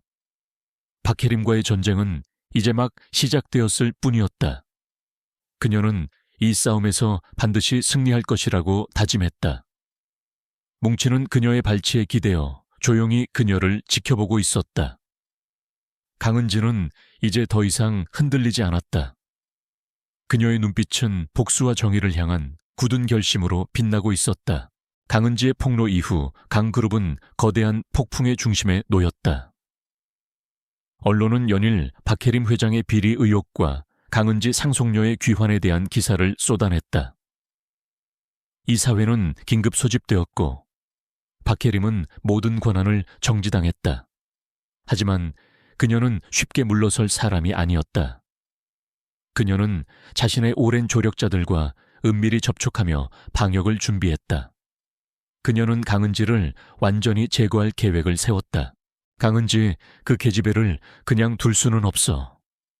내 모든 것을 뺏으려는 저주받은 존재야. 무슨 수를 써서라도 없애야 해. 박혜림은 자신의 아지트에서 분노에 찬 목소리로 외쳤다. 그녀의 눈은 광기로 번뜩였다. 그녀는 자신의 비밀 변호사이자 오랜 사업 파트너인 최 변호사를 불렀다. 최 변호사는 박혜림의 모든 불법적인 거래를 처리해온 인물이었다. 최 변호사, 강은지 그 애를 강그룹에서 완전히 쫓아내야겠어. 아니, 아예 이 세상에서 없애버려야 해. 영원히 사라지게 만들어야 한다고. 최 변호사는 박혜림의 비뚤어진 욕망을 잘 알고 있었다. 그는 고개를 끄덕였다. 회장님, 현재 강은지 고문은 강 회장님의 유산을 통해 강그룹 내부에 상당한 영향력을 행사하고 있습니다. 대놓고 공격하기는 위험합니다. 하지만 방법은 있습니다. 최 변호사는 은밀한 계획을 박혜림에게 속삭였다. 그것은 강은지를 함정에 빠뜨려 모든 것을 잃게 만드는 교활하고 잔인한 계획이었다. 한편 강은지는 강그룹의 혼란스러운 상황 속에서도 차분함을 잃지 않았다. 그녀는 박혜림의 방역을 예상하고 있었다. 그녀는 할아버지의 서재에서 발견한 또 다른 단서에 집중했다. 그것은 강 회장이 생전에 추진했던 비공개 프로젝트에 대한 내용이었다. 프로젝트 스타더스트. 이 프로젝트는 강그룹의 미래를 위한 핵심 기술이었지만 박혜림에 의해 의도적으로 지연되고 있었다. 민서는 이 프로젝트를 통해 박혜림의 또 다른 비리를 밝혀낼 수 있을 것이라고 직감했다. 민서는 밤늦게까지 사무실에서 일했다. 뭉치는 그녀의 옆에서 조용히 그녀를 지키고 있었다. 뭉치는 최근 들어 더욱 민서의 주변을 맴돌며 마치 어떤 위험을 감지하는 듯 민서에게 경고를 보내곤 했다. 뭉치, 왜 그래? 무슨 일 있어? 민서는 뭉치의 이상한 행동에 고개를 갸웃거렸다. 뭉치는 짖으며 사무실 문을 바라보았다. 민서는 문을 열었다. 복도는 고요했다. 그녀는 문을 닫고 다시 자리에 앉았다. 그때 민서의 스마트폰으로 익명의 메시지가 도착했다. 메시지에는 프로젝트 스타더스트, 진실은 지하 3층 연구실에, 하지만 조심해, 함정이 기다리고 있어 라는 내용이 담겨 있었다. 민서는 메시지를 보고 깜짝 놀랐다. 누가 이런 메시지를 보낸 것일까? 박혜림의 방역일까? 아니면 자신을 돕는 의문의 조력자일까? 민서는 덕배 할아버지에게 전화를 걸었다. 덕배 할아버지는 메시지를 듣고 한숨을 쉬었다. 은지 아가씨, 조심해야 할 걸세. 박혜림은 이제 궁지에 몰렸으니 무슨 짓이든 할 걸세. 프로젝트 스타더스트는 강 회장님이 가장 아끼시던 프로젝트였네. 아마 거기에 박혜림의 치명적인 약점이 있을 걸세. 하지만 너무 위험해. 할아버지, 저는 이 모든 것을 끝내야 해요. 물러설 수 없어요. 민서의 목소리는 단호했다. 덕배 할아버지는 결국 그녀의 고집을 꺾을 수 없다는 것을 알고 몇 가지 조언을 해주었다. 다음 날 새벽, 민서는 뭉치와 함께 지하 3층 연구실로 향했다. 연구실은 평소에는 일반인의 출입이 통제되는 곳이었다. 그녀는 자신의 고문 권한을 이용해 보안 시스템을 해제했다. 연구실 안은 어두웠고 희미한 기계음만이 들려왔다. 민서는 손전등을 켜고 조심스럽게 안으로 들어섰다. 뭉치는 그녀의 발치에서 킁킁거리며 주변을 살폈다. 연구실 안에는 오래된 컴퓨터와 수많은 서류들이 쌓여 있었다. 민서는 컴퓨터를 켜고 데이터를 분석하기 시작했다. 그리고 놀라운 사실을 발견했다. 프로젝트 스타더스트는 강그룹이 개발하던 혁신적인 친환경 에너지 기술이었지만 박혜림은 이 기술을 해외의 테러 조직에 팔아넘기려 했다. 그 대가로 막대한 비자금을 받고 있었다. 그녀는 강그룹을 단순히 돈벌이 수단으로만 여긴 것이 아니라 국가 안보까지 위협하는 범죄에 연루되려 했던 것이다. 이런 파렴치한 짓을 민서는 분노의 치를 떨었다. 그때 뭉치가 갑자기 으르렁거리기 시작했다. 민서는 고개를 들었다. 연구실 문이 닫히는 소리가 들렸다. 그리고 잠금 장치가 작동하는 소리. 함정이다. 민서는 직감했다. 연구실 안은 순식간에 어두워졌고 비상등이 붉게 깜빡였다. 그녀는 컴퓨터에 연결된 USB에 모든 데이터를 복사하기 시작했다. 그때 연구실 안에 최 변호사와 몇몇 건장한 남자들이 들어섰다. 강은지 고문님, 여기까지 오시다니 대단하군요. 하지만 여기까지입니다. 당신의 쓸데없는 호기심이 당신을 이 지옥으로 이끌었군요. 최 변호사는 비릿한 미소를 지었다. 그의 뒤에 있는 남자들이 민서를 향해 다가왔다. 민서는 침착하게 USB를 빼내고 자리에서 일어섰다. 뭉치는 그녀의 앞을 가로막고 으르렁거렸다.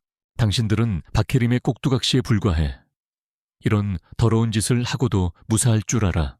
후회해도 소용없습니다. 당신은 여기서 죽은 것으로 처리될 겁니다. 단순한 사고로 말이죠. 최 변호사는 비웃으며 말했다. 남자들이 민서에게 달려들었다. 뭉치는 민서를 보호하듯 남자들에게 달려들어 짖고 물었다. 덕분에 민서는 시간을 벌 수 있었다. 그녀는 재빨리 주변을 살폈다. 연구실 한쪽 벽면에 비상 탈출구가 보였다. 하지만 그곳으로 가려면 남자들을 따돌려야 했다. 그때 뭉치가 한 남자의 다리를 물었고 남자는 고통에 찬 비명을 지르며 쓰러졌다. 그 틈을 타 민서는 비상 탈출구로 몸을 날렸다. 그녀는 문을 열고 탈출구 안으로 들어섰다. 뭉치도 재빨리 그녀를 따라왔다. 놓치지 마, 당장 쫓아가. 최 변호사의 목소리가 뒤에서 들려왔다. 민서는 뭉치와 함께 어두운 비상 통로를 달렸다. 통로는 미로처럼 복잡했고 그녀는 덕배 할아버지가 알려준 지도를 떠올리며 방향을 잡았다. 뭉치는 그녀의 앞을 달리며 어둠 속에서 길을 안내하는 듯했다. 통로 끝에는 작은 문이 나타났다. 민서는 문을 열었다. 그곳은 강그룹 본사 뒤편의 작은 골목길이었다. 민서는 뭉치와 함께 골목길로 빠져나왔다. 그녀의 뒤에서 최 변호사와 남자들이 따라오는 소리가 들렸다. 멈춰 거기서. 그때 어디선가 박준형이 나타났다. 그는 민서와 최 변호사 일행을 보고 깜짝 놀랐다. 어머니, 이게 무슨 짓입니까? 최 변호사, 지금 뭘 하는 겁니까? 준영은 최 변호사 앞을 가로막았다. 최 변호사는 당황한 듯 말을 더듬었다. 준영 도련님, 이건 회장님의 지시입니다. 강은지 고문은. 닥쳐, 내 눈앞에서 이런 짓을 벌이려 하다니. 민서 씨, 괜찮아요. 준영은 민서에게 다가왔다. 그의 얼굴에는 걱정스러운 빛이 역력했다. 민서는 준영을 외면하려 했지만 그의 눈에서 진심을 느꼈다. 왜 여기에? 어머니가 수상해서 미행했습니다. 설마 이렇게까지 하실 줄은. 준영은 고개를 떨구었다. 그는 여전히 나약했지만 이번에는 민서를 보호하려 했다. 최 변호사는 준영을 밀치고 민서에게 달려들었다. 그때 뭉치가 최 변호사의 발목을 물었다.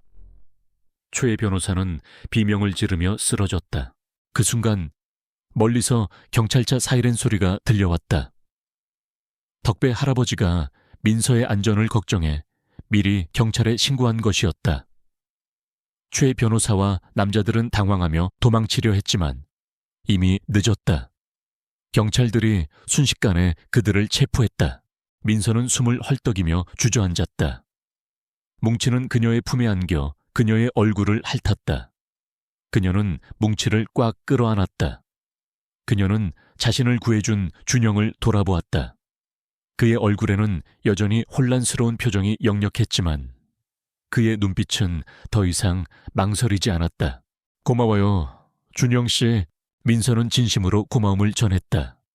준영은 고개를 끄덕였다. 제가 어머니를 막았어야 했습니다. 모든 게 제 잘못이에요. 민서 씨, 제가 당신을 돕겠습니다. 어머니가 저지른 모든 죄를 밝혀내고 당신의 억울함을 풀어드리겠습니다. 준영의 목소리에는 후회와 결심이 뒤섞여 있었다. 민서는 그의 진심을 느꼈다. 그녀는 준영에게 강 회장의 일기장과 USB에 담긴 증거들을 보여주었다. 준영은 모든 사실을 알고 충격에 휩싸였다.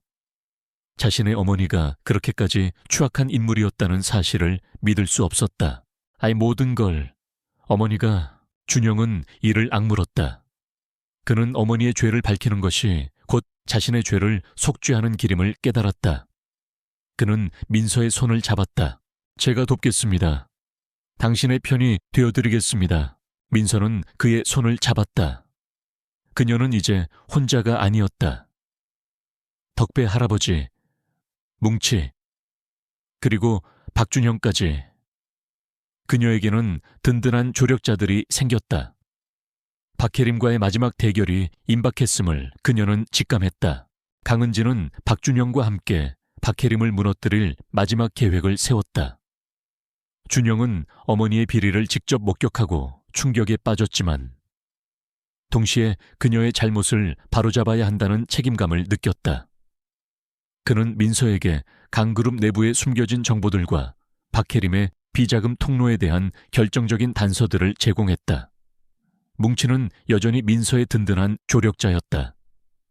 녀석은 민서의 그림자처럼 그녀를 따랐고 때때로 기가 막힌 순간에 중요한 단서를 제공하거나 위험을 알리며 그녀를 도왔다. 어머니가 지난 몇 년간 강그룹의 주요 자산을 빼돌려 조성한 비자금이 해외의 페이퍼 컴퍼니로 흘러들어간 증거를 찾았습니다. 이 자료는 어머니의 모든 불법 행위를 증명할 수 있을 거예요. 준영은 밤늦게 민서의 사무실로 찾아와 봉투 하나를 건넸다. 민서는 봉투를 열었다.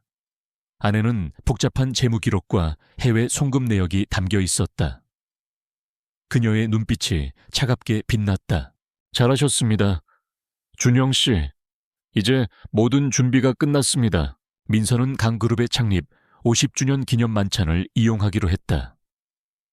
이 만찬은 강그룹의 모든 임직원은 물론 재계의 주요 인사들이 참석하는 대규모 행사였다. 민서는 이 자리에서 박혜림의 모든 비리를 폭로하고 자신의 정체성을 공식적으로 선언할 생각이었다. 그녀는 모든 것을 되돌릴 마지막 기회임을 직감했다.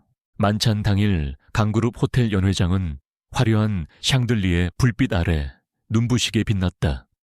수많은 하객들이 값비싼 옷을 차려입고 담소를 나누고 있었다.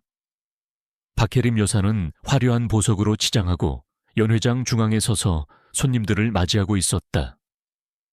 그녀의 얼굴에는 여유로운 미소가 걸려 있었지만 그 눈빛은 여전히 불안하게 흔들렸다.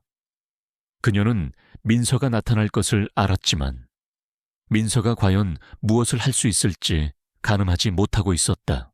그때 연회장 문이 열리고 강은지가 들어섰다. 그녀는 검은색 이브닝 드레스를 입고 있었고 그녀의 자태는 우아하면서도 당당했다. 그녀의 옆에는 깔끔한 수트를 차려입은 박준형이 서 있었다. 그리고 그들의 발치에는 뭉치가 얌전하게 앉아 있었다. 뭉치의 목에는 민서가 특별히 제작한 카메라가 달린 목걸이가 채워져 있었다. 민서의 등장에 연 회장은 순식간에 술렁거렸다. 모두의 시선이 그녀에게로 향했다. 박혜림 여사는 민서를 보자마자 얼굴이 굳어졌다. 그녀의 미소가 사라지고 눈빛에는 경계심이 가득 찼다. 강은지, 네가 어떻게 여기에? 감히 이곳에 발을 들이다니. 혜림 여사는 분노의 찬 목소리로 소리쳤다. 민서는 차분하게 걸음을 옮겨 연 회장 중앙. 박혜림의 바로 앞에 섰다. 저는 강은지입니다. 그리고 이곳은 제 할아버지께서 피땀 흘려 1군 강그룹의 창립 기념 만찬입니다. 제가 이곳에 오는 것은 당연한 권리입니다. 고모 할머니. 민서의 목소리는 차분했지만 연 회장 전체에 울려 퍼질 만큼 또렷했다. 하객들은 웅성거렸다. 민서는 미리 준비한 마이크를 들었다. 오늘 이 자리는 강그룹의 50주년을 기념하는 뜻깊은 자리입니다. 하지만 저는 이 자리에서 강그룹의 어두운 진실을 폭로하고자 합니다. 민서의 말에 연 회장은 순식간에 정적에 휩싸였다. 박혜림은 당황하며 마이크를 빼앗으려 했다. 무슨 짓이야? 당장 내려놓지 못해. 경비원 당장 저 여자를 끌어내. 혜림 여사는 소리쳤지만 민서는 그녀의 손을 피하며 마이크를 놓지 않았다. 경비원들은 절 끌어낼 수 없을 겁니다. 왜냐하면 저는 강대호 회장님의 유일한 손녀딸이자 강그룹의 정당한 상속녀 강은지이기 때문입니다. 민서의 선언에 연 회장은 다시 한번 술렁거렸다. 하객들의 얼굴에는 충격과 경악이 교차했다. 민서는 잠시 숨을 고르고 말을 이었다. 지난 20년간 저는 죽은 사람으로 취급받았습니다. 제 할아버지 강대호 회장님은 저의 실종 후 충격으로 돌아가셨습니다. 그리고 강그룹의 모든 권리는 박혜림 여사에게 넘어갔습니다. 하지만 이 모든 것은 박혜림 여사의 치밀한 계획이었습니다. 민서는 그렇게 말하고는 준영이 가져온 서류들을 테이블 위에 펼쳤다. 그리고 미리 준비해둔 대형 스크린의 강 회장의 자필 일기장, 박혜림의 비자금 내역서, 그리고 그녀가 신화그룹과 맺은 불법 계약서, 심지어는 프로젝트 스타더스트를 해외 테러 조직에 팔아넘기려 했던 증거들을 차례로 띄웠다. 뭉치의 목에 달린 카메라로 찍힌 박혜림의 은밀한 만남과 수상한 행동들도 영상으로 함께 재생되었다. 화면에는 박혜림의 탐욕과 비리가 낱낱이 공개되었다. 그녀가 강은지를 제거하려 했던 시도, 강 회장을 죽음으로 몰고 간 간접적인 책임, 그리고 강그룹의 자산을 사적으로 유용하고 국가 안보까지 위협하려 했던 추악한 진실들이 모두 드러났다. 하객들의 얼굴은 경악으로 물들었다. 몇몇 이사들은 분노의 찬 표정으로 박혜림을 노려보았다. 박혜림은 스크린에 나타난 증거들을 보더니 얼굴이 파랗게 질렸다. 그녀는 몸을 휘청거렸다. 그녀는 민서를 노려보았다. 그녀의 눈에는 증오와 함께 이제는 어찌할 수 없는 절망이 가득했다. 강은지, 네가 어떻게 감히, 제가 어떻게 감히요 고모 할머니. 당신은 저에게서 모든 것을 빼앗으려 했습니다. 저를 고아로 만들고 제 할아버지의 유산을 가로채려 했으며 강그룹을 당신의 탐욕으로 망가뜨렸습니다. 저는 그저 제가 잃어버린 것을 되찾고 당신의 죄를 밝히는 것뿐입니다. 민서의 목소리에는 차가운 분노가 담겨 있었다. 그녀는 마이크를 들고 마지막으로 선언했다. 저는 이 모든 증거를 검찰에 제출할 것입니다. 박혜림 여사는 더 이상 강그룹의 회장 자리에 있을 자격이 없습니다. 강그룹은 이제 저, 강은지의 지휘 아래 새롭게 태어날 것입니다. 우리는 투명하고 윤리적인 경영으로 강그룹의 명예를 되찾고 사회적 책임을 다하는 기업으로 거듭날 것입니다. 그 순간 연 회장 문이 활짝 열리고 검찰 관계자들이 들이닥쳤다.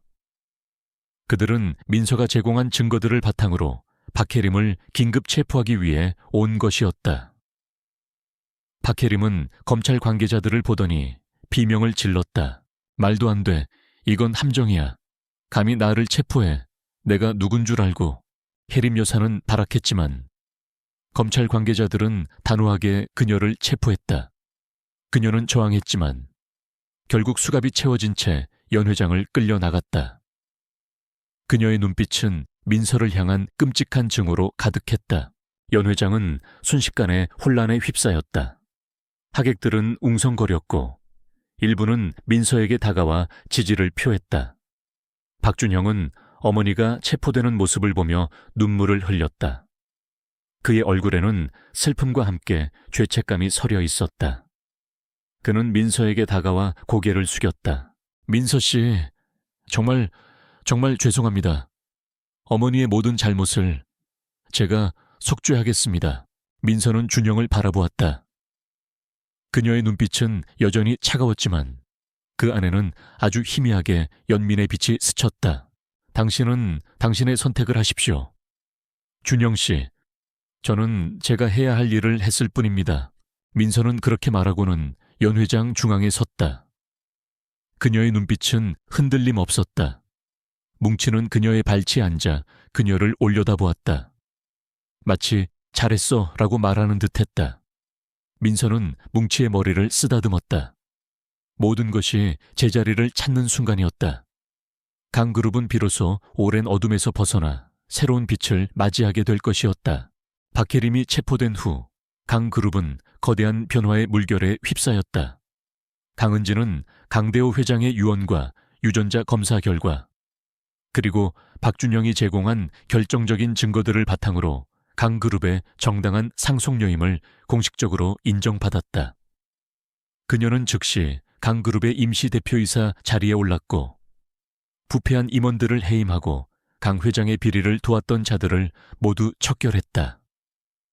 강그룹은 다시금 투명하고 윤리적인 기업으로 거듭나기 위한 재정비에 들어갔다. 언론은 강은지의 극적인 귀환과 박혜림의 몰락을 대서특필했다. 배달부 소녀에서 재벌 상속녀로, 흑수저에서 금수저로의 반전 등 자극적인 헤드라인이 넘쳐났다. 하지만 민서는 그런 세간의 관심에 흔들리지 않았다.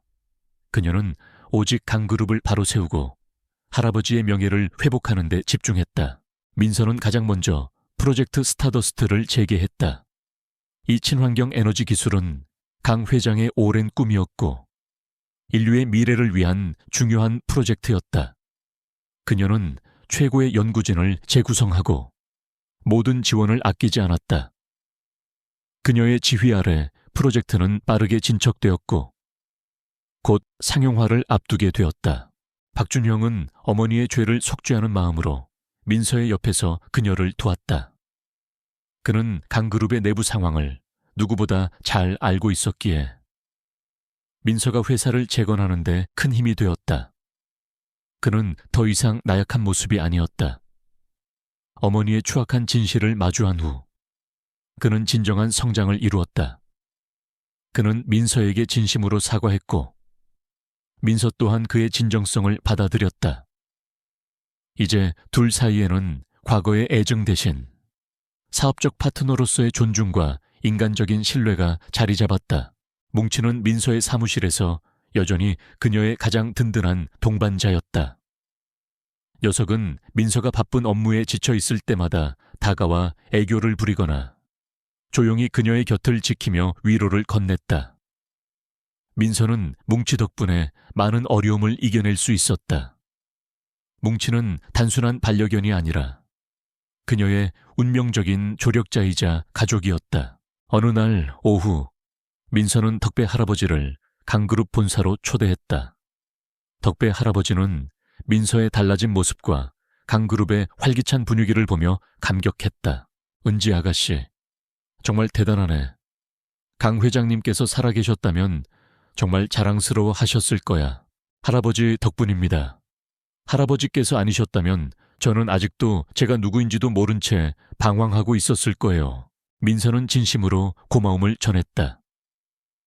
덕배 할아버지는 강그룹의 역사와 강 회장의 정신을 잘 알고 있는 인물이었기에 민서는 그에게 강그룹의 고문직을 제안했다.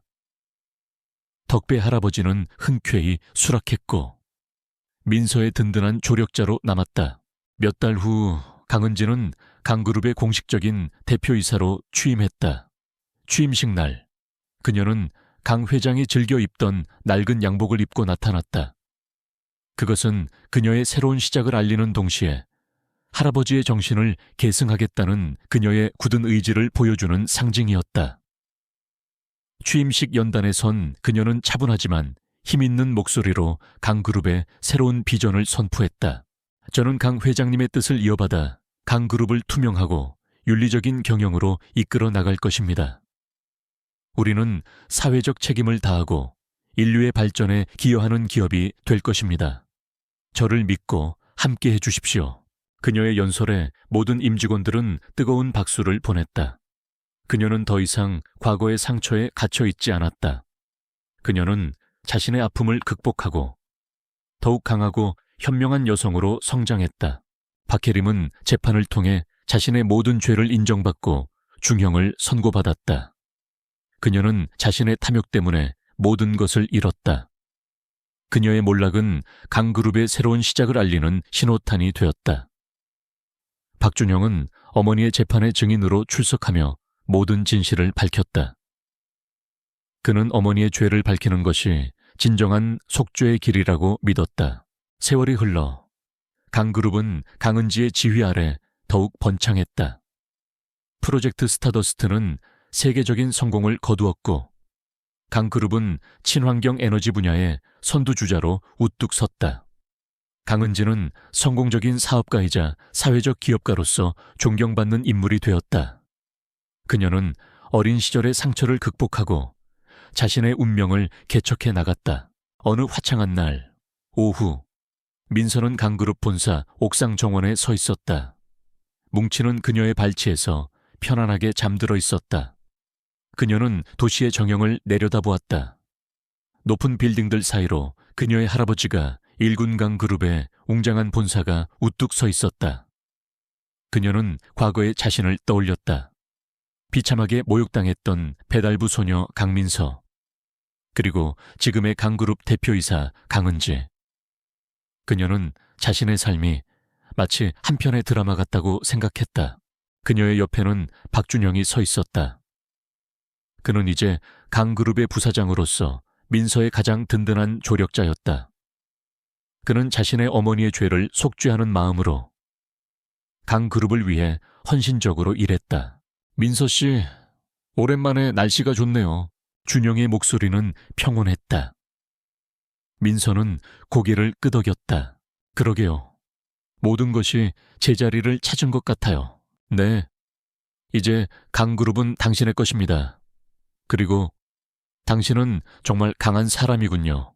준영은 진심으로 말했다. 민서는 미소 지었다. 고마워요. 준영 씨, 당신도 많이 변했어요. 그들의 관계는 이제 동료이자 친구 같은 편안함이 있었다. 과거의 아픔은 완전히 치유되지는 않았지만 서로를 이해하고 존중하는 사이가 되었다. 민서는 뭉치를 내려다보았다. 뭉치는 잠시 잠에서 깨어나 민서를 올려다보더니 다시 편안하게 눈을 감았다. 민서는 뭉치의 머리를 쓰다듬었다. 그녀의 삶은 이제 진정한 평화와 행복을 찾았다. 그녀는 자신의 정체성을 되찾았고 사랑하는 사람들과 함께 새로운 미래를 만들어가고 있었다. 그녀의 이야기는 단순한 복수가 아니었다. 그것은 용기, 인내, 그리고 진정한 사랑과 자기 발견에 대한 이야기였다. 하늘은 여전히 넓고 푸르렀고 그녀의 앞날은 희망으로 가득했다.